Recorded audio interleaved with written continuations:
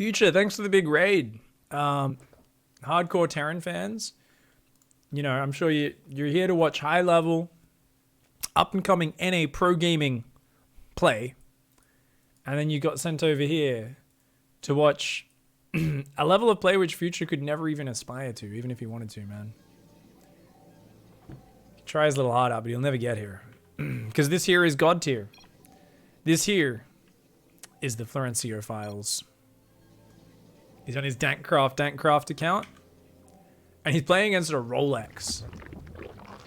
So, I'm imagining this is similar to people who name their kids, you know, Mercedes. It's always someone who can't afford the thing, right? Like, no offense. Like, there's nothing wrong with being poor, that sort of thing. But, like, let's be real. This person doesn't own a fucking Rolex, right? Like, they've got a Velcro fucking watch on their hand. It's got Dora the Explorer on it or some shit.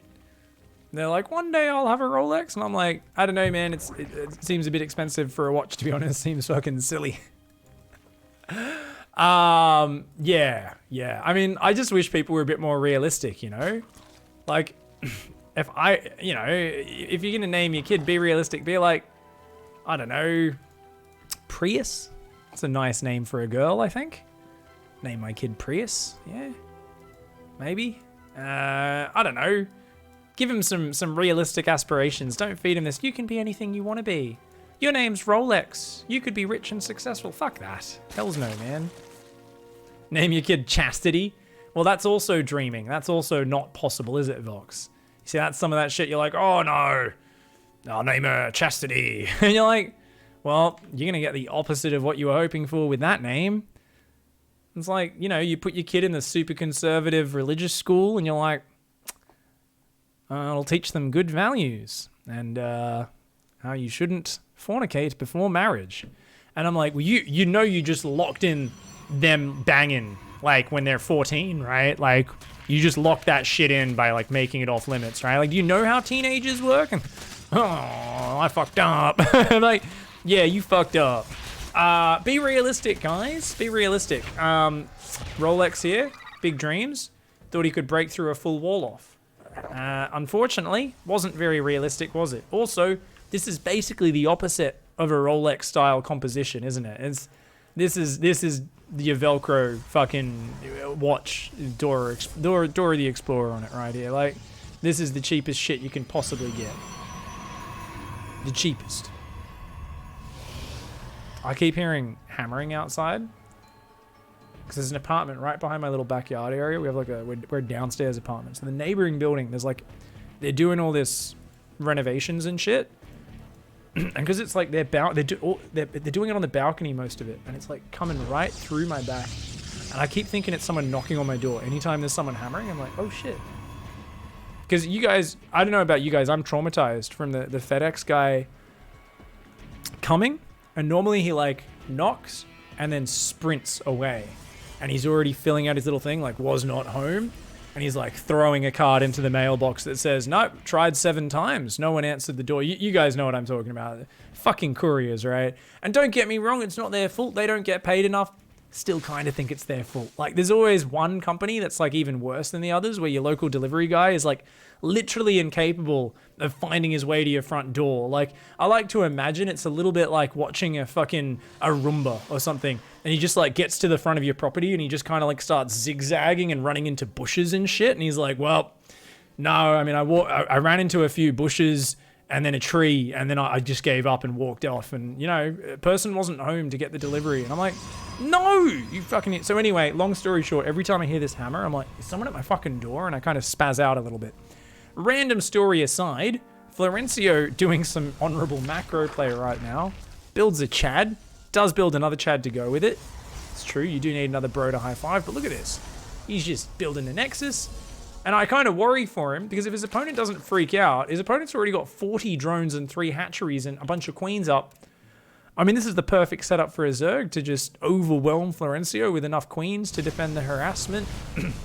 Go up into 3-base Hydras or something, and I mean, Flo, oh, let's be real, Flo will build 36 Oracles. You can't just build Hydras, you need like fungal or parasitic bomb or corruptors or something. And let's be real, I guess that's where Flow's success always ends up coming from anyway, right? The player just masses Hydras, forgets an important upgrade or something, goes out into the open and the Oracles just slay them.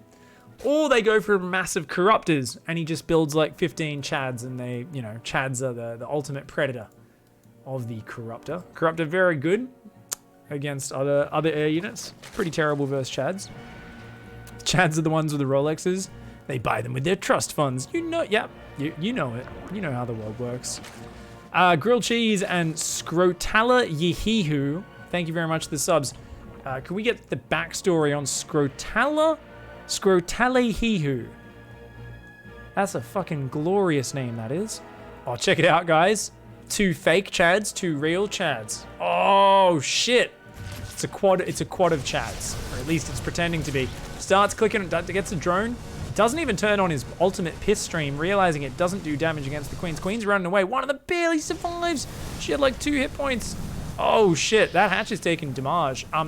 You're not gonna put a spore down, buddy? You had 1,000 minerals, Rolex. Uh-oh, Rolex is having the panicked goat reaction. Panicked goat reaction. Oh, you know what? The Queens are enough. They come forward. The Chads barely get out of there. One of them. No, don't! What are you doing, Flo? He gets the Queen. Oh, one of the Chads does get punished for it. Oh. Bit too cocky. Behind that, we've got more Chads and, of course, mass disco ball on the way. Flow up at 38 probes, up against 53 drones. And you know what? I mean, Rolex is building a pretty good economy. I was shitting on Rolex for being a poor Zerg player. Opens up with a shitty 12 pool. The macro afterwards has been pretty sick. Now, this is my favorite, is when a Zerg gets to like 1 supply off the supply cap, so they don't realize they're supply capped, and then they start focusing on like tech structures and stuff. So it's going to be like 46 lava before he realizes he can actually build units right now. Yeah, we're up to 12 lava. Ooh. How long till an Overlord enters the supply? Oh no. Ugh. You guys know how there's Doom drops? Well, this is a Doom block. Finally, 4 Overlords come in. So this is effectively going to be about a 1-minute supply block. We've all been here, man. The funny thing is, he's like, oh, 4 Overlords should be more than enough. It's like, dude, you have like 3,500 resources banked up. You need to build 10 Overlords right friggin' now. There's a lot of Queens up, still no spores. And an Alpha of Chads goes in the main, but I mean, there's 2 Queens that I don't think it matters. I mean, this Alpha can't really do anything with this many Queens out on the map. We've got 1-1 upgrades, Hydra upgrades as well. Transfuse! Oh my God. He was clicking the Queen. Where are his other Queens? He hasn't even brought them up. Oh my God. Everything he needed to defend. The Hydra's right there. Oh man. Oh, this is so funny. This should have done 0 damage. Still doesn't get that much. Couple Queens, bit of mining time, a Hydra. Not the end of the world. I just like seeing the panic. Rolex is like, what the fuck is this Void Ray harass? This is weird, man. And he's going for like Banelings now, right? Rolex is like your typical Zerg player. He's like, I will spot your possible 3rd base and I will have 0 map vision otherwise. So, has no idea about the Oracles stacking up in the back of the base. Florencia really needs to hide those, though. Actually, there's no spores. Oh, no. Oh, no. No spores. It's building more drones, Hydras, Burrow. Burrow could be nice. If they don't... they can just Revelate and they'll still zap you. Yeah, that's dumb. Oh, no. 7 more Hydras on the way. They're not ready. Another 4 fake Chads coming out. Yeah, I love that he's just using these 2 sentries to fake Chads. And here come a ton of Oracles. Uh-oh. Drone line, watch out. Your drone line needs to watch out. I mean, they can even just go straight for the Hydras. The Queen goes down. The Hydras come in. He's hold positioning. Uh-oh. He's actually, doesn't go for those units. Gets a few drones there, but does not overwhelm the Hydras. At the same time, 4 Chads going to go in the main. Now, is this going to get the distraction that he wants? Are the Hydras going to pull out of position? They are. He's panicking. He's like, oh, shit, man. There's 4 Void Rays, dude. And pulls every bit of defense down. The Oracles slide back in, catch just a few of the Hydras on their own. The beautiful fake out there from Florencio, as always. You know, they say if you run into a mysterious creature in the forest and it starts like telling you shit, don't trust it. Same thing goes for sewers, guys. Most of us these days, we live in urban environments. We don't have a lot of forests nearby. There aren't a lot of cheeky gremlins that are trying to trick you out of your bag of fucking acorns or something, right? Instead, it's no, if you go into the sewer and there's a weird half man, half mermaid thing eating guac despite having shit all over its hands, and it starts telling you like, hey, oh, look over there. The last thing you should do is look over your shoulder, because he will run up to you and smear poop on your face if you do. You've got to watch out, man. And that's exactly what he just did. He said, look over here. The Hydras all ran to the wrong base. Once again, the Hydras are not in position. Still no spores. One in the main, none in the natural. And the Oracles come in, and this is Florencio doing a power move. He says, hey, look, waits 5 seconds for his opponent, makes sure he has their attention, then turns on his gigantic laser beam and shows off how thick it is. He even taunts him a little bit there, which of course you could tell Rolex was a bit shaky. He got really tilted, started attacking the rocks rather than killing 3 more Oracles there. The power move has worked. Remember, guys, it's not just about being like, oh, technically I should target fire the things to be most efficient. We're talking about Florencio strategies here. It's much more about intimidating your opponent and making them depressed so they never want to queue ladder again after you beat them. That's the real goal. Speaking of which, I feel like this player might actually be a bit mad. Flo's only on 2 base, man, and that's a ton of Hydras that are about to crash in. Oracles, though, are the natural predator of Hydralisks, but only 12 Oracles versus 26 Hydras, 23 of which are on this side of the map. I don't know. The drones get pulled into the front line. Rolex a bit confused with the control. I love the hallucinated Colossus here. He's going to try and scare him off. He's got a ton of Zealots, but charge isn't done. No, the Oracles are going in front. No. Oh, the Hydras are panicking a little bit. I think maybe if they stood there. No, they're getting wrecked. Oh my God, Oracles are disgusting. The Zealots don't even do anything. They just walk forward. They're like, oh, I wasn't even fast enough. The Oracles just massacre that army. We've got a 2-to-1 cost ratio. And that's why you don't attack with just mass Hydra against mass Oracle, guys. You sit behind Spores, Queens, and other tanky armored units that don't take bonus to light. Oh no, he's swapping it to Mutas. Why would you? No! Oh God. So there's units that hard count other units in StarCraft, guys. Florencio has a pretty good understanding of this. Now, the most brutal of all the hard counters is the Phoenix versus the Mutalisk. When your opponent already has 3 Stargates, do you know how many Phoenix they can build at a time? Does anyone want to guess? 3. And they have a thing called Chrono Boost. They can get 3 Phoenix out in about 15 seconds. That's right, they can get 6 in like 45 seconds. They will have them out. So it's like, oh, but look, I caught an Oracle. Florencio's just giggling to him. Like, you know right now, Florencio's microing these Oracles away, and he's like, he's already doing these ones. He's already raising the middle finger. His Chad Zealots are just fucking going in. His Chadlots are like, ha, get fucked, mate. They don't actually go for the high value. Oh, there we go. Some of them in the drone line. Banelings do get some good hits. The Zerg's getting surrounded. Meanwhile, the Muta's still chasing these Oracles. They do manage to catch one more. Rolex is like, I think I got this. We're shutting it down. We're holding. We're holding on. Now, what I really want to see is you continuing Muta production after showing Mutas versus a 3 Stargate player. Because, I mean, let's be real. If you just put all your economy into the one unit, I mean, what could possibly go wrong? Oh, sorry. In this time, we've already got, what was that? 4 Phoenix with a 5th one's popping. Oh, he's already got enough Phoenix to take you to Dicktown, and yet you're still putting everything into Mutas. Oh, the Oracle's backstabbing by even more time. Oh, he's still building Mutas. Oh, Rolex. Oh, Rolex. Oh, no. Comes back, he's like, let's catch those Oracles. Where are they? Oh, now you see me, now you don't. They recall to the other side of the map now. Still building Mutalisks right now, guys. I mean, this is just going to be an amazing move. 13.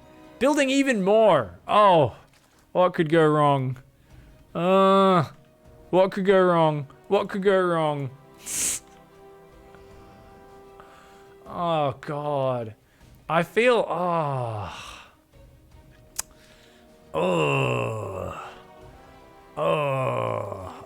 no. Oh, no. Oh, the Oracles dive in again. They find a Queen and a base. The Mutas once again turn around. Phoenix picking them up. And the Phoenix are like, where are your Mutas, dude? Come and fight me. The Mutas finally come back. Will the Phoenix change directions? Come on, go get him. Go get him, Phoenix. The Oracle's being microed away. The Phoenix are on the warpath.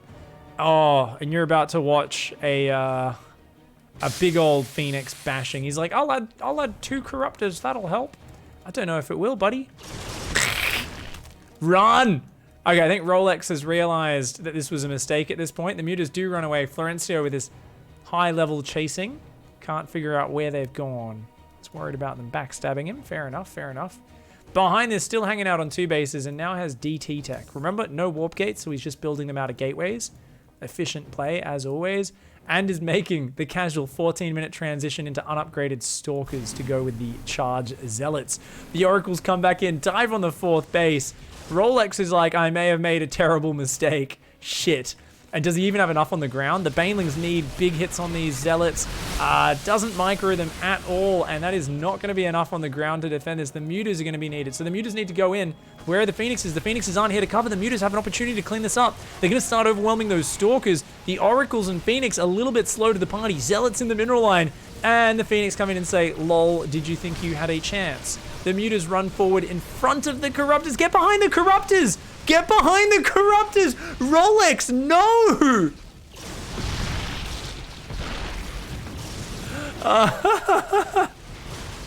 Now the Mutas microbiome. There's only 3 left, though. They're all dead, man.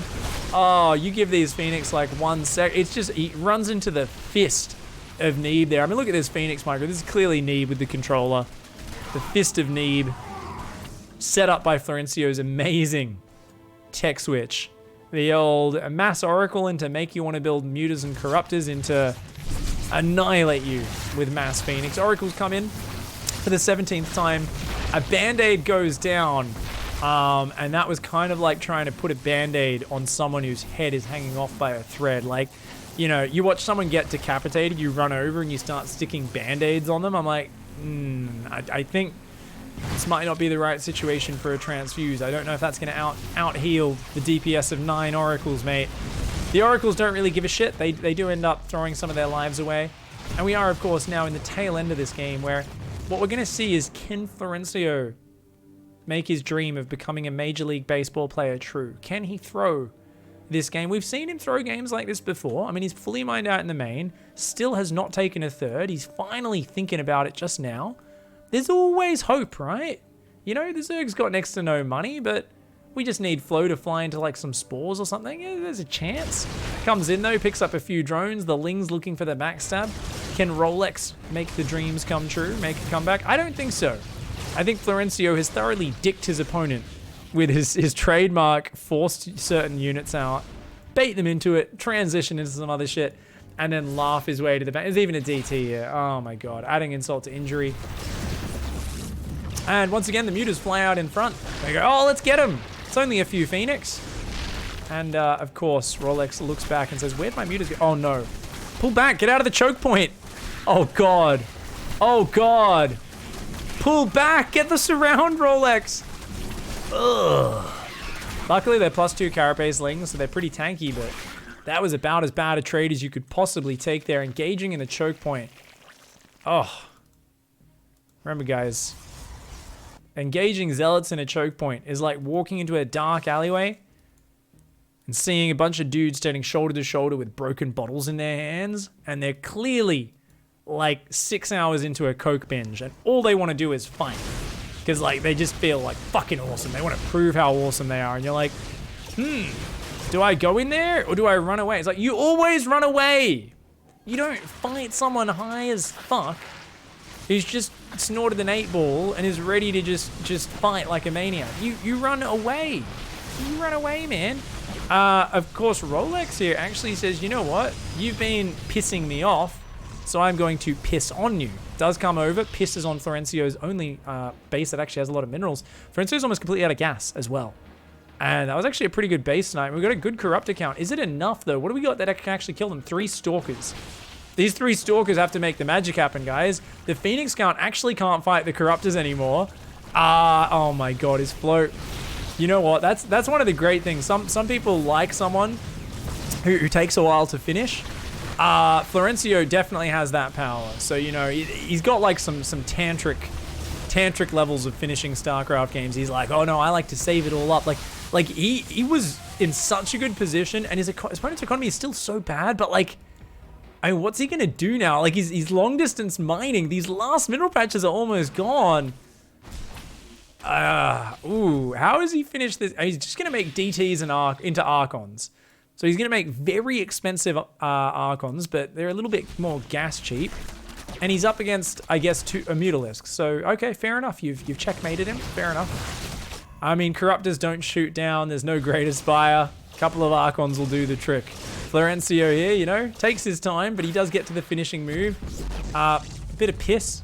Immediately cancels, rebuilds. He only used one of the Corruptors there, right?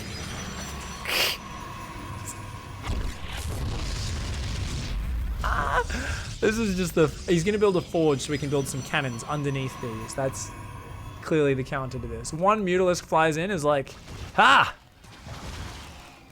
Witness me!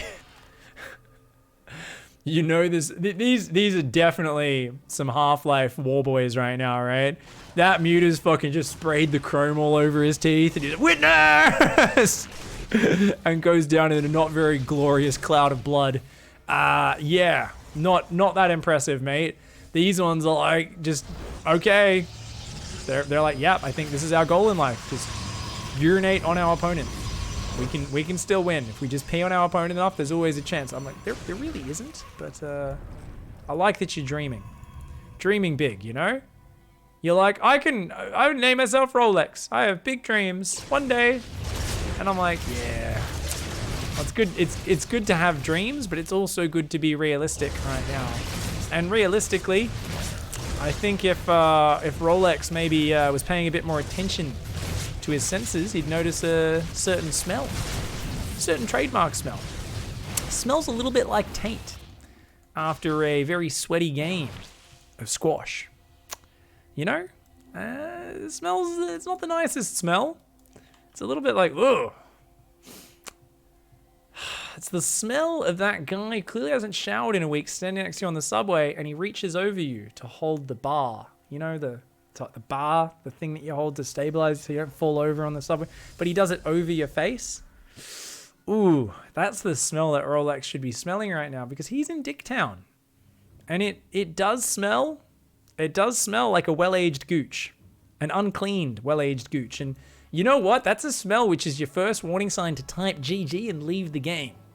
Rolex didn't get the memo. He says, no, I want to pee on your buildings more. The Archons, though, they're in position. Florencio, he set up the neighborhood watch. They're like, there are some teenagers around here. They keep roaming around and urinating on the public property. So he's set up the neighborhood watch. Bunch of elderly gentlemen with torches who like to hang around and question anyone wearing a hoodie or of a different skin color to themselves about what they're doing and how they look like they're up to no good. So good to see Florencio. They're just making the community a safer place generally. Just, you know, helping out. You don't look like you're from around here, mate. Well, those Corruptors most certainly aren't from around here, but they are going to take out those Phoenix, and we are going to see Florencio, who, I mean, anyone else would have blown their load by this point, but Florencio, he's just saving it all up, man. He's like a dam. He's like a gigantic reservoir. When all the rest of the Gs in the universe have been used up, and there's no GGs left, Florencio will have a fucking abundance of GGs. He'll be there waiting. He's like, I haven't even finished half of my games from 6 years ago. He's like, I'm just waiting. I'm savoring it. G's are valuable, man. He's ready. He's ready for the apocalypse, dude. I like it. And you know what? Tastes every last drop. Every last drop of defeat. Delicious. Disgusting. And most certainly more than a little bit feral.